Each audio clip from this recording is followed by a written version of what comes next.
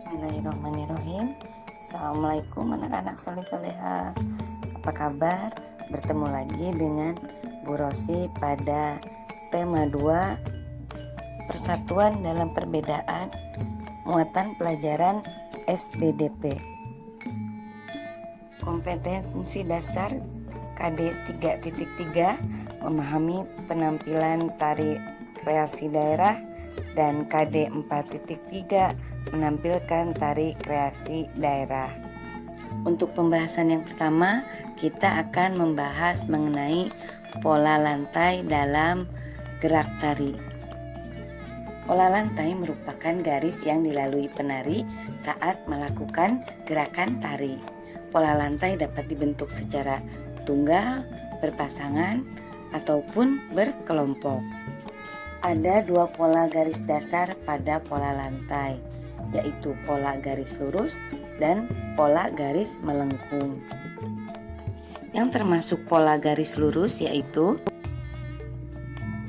pola horizontal, pola diagonal, pola vertikal, pola zigzag, pola segi 4, pola segi 5, dan pola segitiga.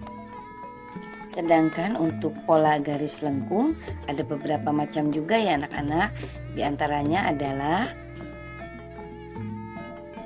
pola lengkung ke depan, pola lengkung ke belakang, pola angka 8, dan pola lingkaran. Selanjutnya kita akan membahas pola lantai tari tunggal, berpasangan, dan berkelompok. Seperti sudah dibahas tadi, pola lantai dapat dibentuk secara tunggal, berpasangan, maupun berkelompok. Tari tunggal merupakan tari yang dilakukan oleh satu orang penari atau beberapa orang penari secara bersama-sama. Pola lantai untuk tari tunggal dapat berbentuk pola horizontal, vertikal, ataupun diagonal. Tari berpasangan merupakan tari yang dilakukan oleh 2 orang penari. Tari berpasangan dapat dilakukan oleh banyak penari secara berpasang-pasangan, dan untuk pola lantai tari berpasangan pun dapat berbentuk pola horizontal, vertikal, atau diagonal. Tari berkelompok adalah tari yang dilakukan secara bersama-sama dan berkelompok. Pola lantai tari berkelompok dapat berupa pola melingkar, angka 8, ataupun melengkung.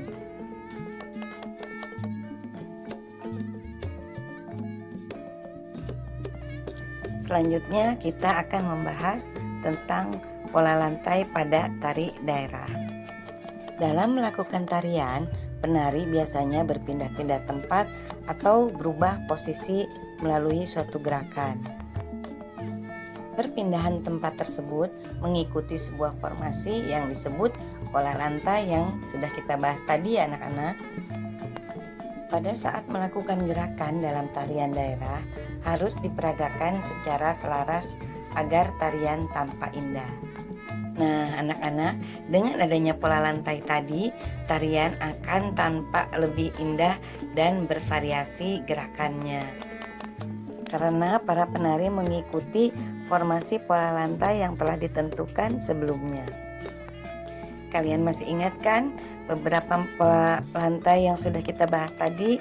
Yaitu ada pola garis lurus, ada juga pola lantai garis lengkung. Selanjutnya kita akan membahas cara mempraktekkan pola lantai tari daerah. Pola lantai berfungsi untuk mengatur posisi penari dalam ruang gerak ketika mereka melakukan tarian atau gerakan. Gerakan dalam tari dapat memiliki pola lantai yang berbeda. Setiap pola lantai juga dapat dikembangkan menjadi beberapa pola lantai lainnya. Berikut ini kita lihat beberapa contohnya ya anak-anak. Nah, di sini ada pola lantai horizontal pada tari saman. Contoh pola lantai lainnya adalah pola lantai lingkaran yang diterapkan pada tari Pakarena. Kalian tentu tahu ya anak-anak, tari daerah di Indonesia sangat banyak. Berikut ini kita akan membahas pola lantai pada satu tari daerah, yaitu tari merak. Tari merak biasanya dilakukan secara berkelompok. Saat melakukan tari secara berkelompok, para penari membuat bentuk atau formasi tertentu yang disebut pola lantai. Pola lantai merupakan garis yang dilalui penari saat melakukan gerakan tari. Tari merak adalah contoh tari yang menggunakan pola lantai ya anak-anak. Kita perhatikan sama-sama ya gerakan dan pola lantai pada tari merak berikut ini. Gerakan pertama pada tari merak yaitu pola lantai horizontal. Penari melakukan formasi bentuk garis lurus ke arah samping. Kemudian selanjutnya gerakan yang kedua adalah pola lantai garis lurus atau secara diagonal.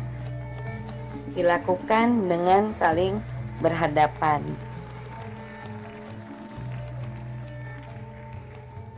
Selanjutnya gerakan yang ketiga pada tari merak yaitu pola lantai garis lurus atau diagonal tetapi saling berlawanan arah saat melakukan gerakannya ya anak-anak. Kemudian berikutnya gerakan yang keempat pada tari merak. Pola lantainya adalah pola lantai garis melingkar. Penari melakukan gerakan secara melingkar dan menghadap ke arah luar. Nah, itu tadi anak-anak beberapa gerakan pada tari burung merak yang menggunakan pola lantai. Selanjutnya kalian bisa mencoba untuk mempraktekkan gerakan dan pola lantai tari merak di rumah. Diingat kembali ya gerakan dan pola lantai pada tari merak yang sudah kita bahas tadi. Kalian bisa mengajak adik atau saudara untuk melakukan gerakannya. Berikut ini adalah hal-hal yang harus diperhatikan dalam mempraktekkan gerakan tari dengan baik. Yang pertama, gerakan tari dalam kelompok harus dilakukan dengan kompak dan memiliki komposisi formasi tarian yang baik. Yang kedua, berlatih secara rutin dan serius. Yang ketiga, dapat menggunakan properti tari yang sesuai, misalnya baju, kipas, atau alat-alat tari lainnya. Contohnya seperti properti yang digunakan pada tari merak ini. Ada selendang yang ujungnya dikaitkan ke salah satu jari. Kemudian mahkota berbentuk burung sebagai hiasan kepala. Dengan adanya properti ini, maka tarian akan jadi lebih indah. Berikut ini adalah beberapa contoh gerakan dalam tari merak. Yang pertama, mengangkat kedua tangan. Yang kedua, menurunkan kedua tangan. Yang ketiga, mengatupkan tangan serta kaki. Gerakan yang selanjutnya pada tari merak yang keempat adalah menggerakkan tangan kanan ke atas dan ke bawah. Bergantian yang kelimanya menggerakkan tangan kiri ke atas dan ke bawah. Kalian dapat mencobanya untuk mempraktekkan tari merak ini sesuai dengan gerakan serta pola lantainya ya anak-anak.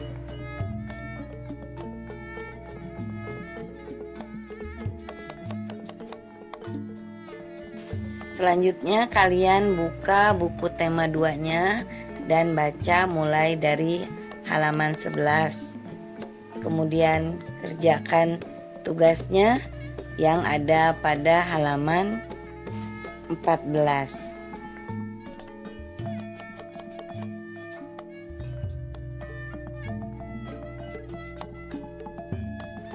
Berikutnya buka pada halaman 33, dibaca dan diperhatikan.